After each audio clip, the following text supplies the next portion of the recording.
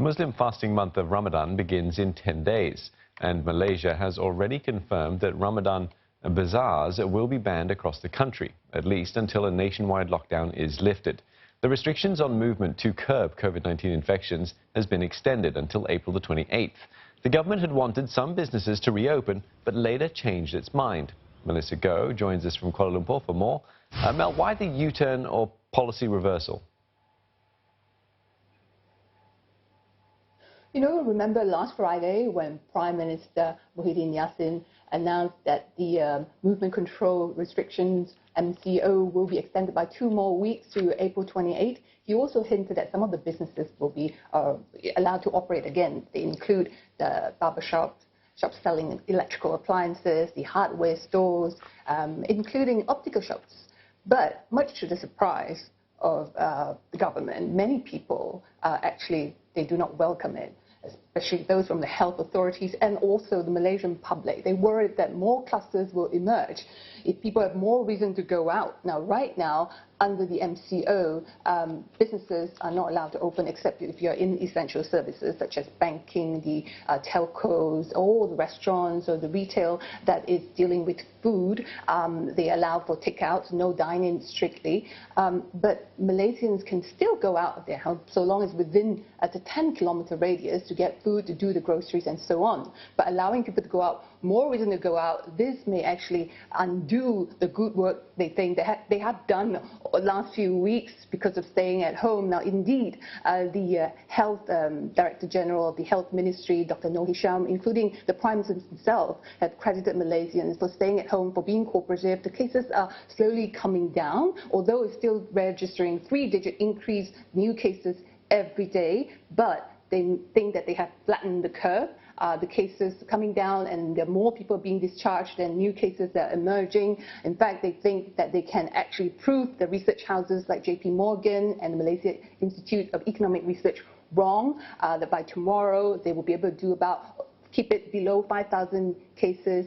Malaysia will not peak at 6,000 or 8,000 as predicted by some of these research houses. But flattening curve is one thing, but breaking the chain of transmission, bringing the cases down and ending the COVID-19 is another matter altogether. So all eyes on the next 2 weeks, following and see how the numbers go before the government decide. But they are working on the strategy to exit from this mandatory movement control order. They are planning for the next course of action, the standard operating procedure. Following that, it won't be the same. The Prime Minister already warned that life will not return to the same. There will be the new norm where everyone will have to observe certain form of social distancing or safe distancing, and there will not be major gathering in public. All these will have to change. People will have to adapt.